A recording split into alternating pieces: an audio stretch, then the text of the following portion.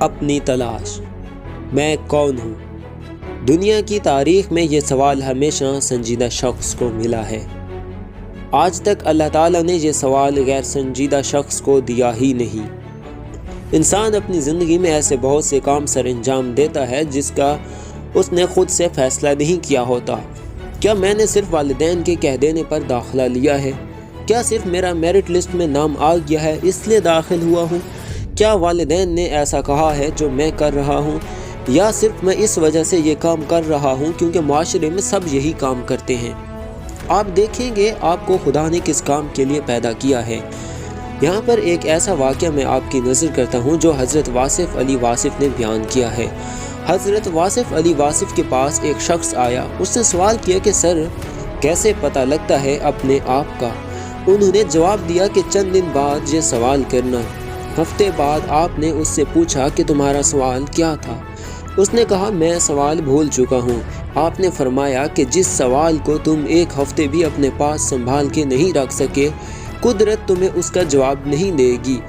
اللہ تعالیٰ نے آپ کے اندر ایک خوبی، ایک صلاحیت بلا کی رکھی ہے، آپ نے کبھی اس کو دیکھا ہی نہیں۔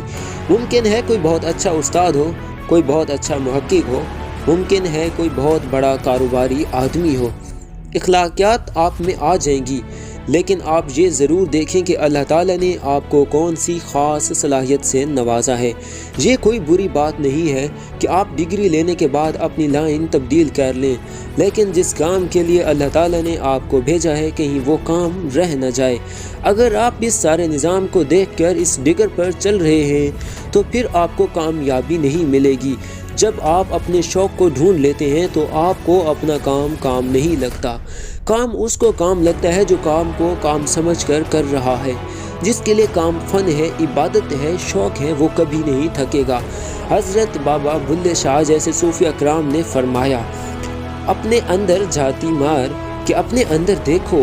جب آپ اپنے آپ کو تلاش کر لیتے ہیں تو سب سے پہلا تحفہ جو قدرت آپ کو دیتی ہے وہ آپ کا اپنی ذات پر اعتماد ہوتا ہے۔ قدرت کی ہر چیز کو پتہ ہے کہ میں کس لیے ہوں۔ جیسے سورج روشنی دینے کے لیے ہے، پھول خوشبو دینے کے لیے ہیں، اور دریا پانی کے بہاؤ کے لیے ہیں۔ یہ آپ کی چھوٹی سی زندگی ہے، دوبارہ اس دنیا میں آپ کو نہیں آنا، آپ کو ایک بار موقع ملا ہے، لہٰذا اپنے اندر یہ سنجیدہ سوال پیدا کیجئے۔ کتاب بڑی منزل کا مسافر سے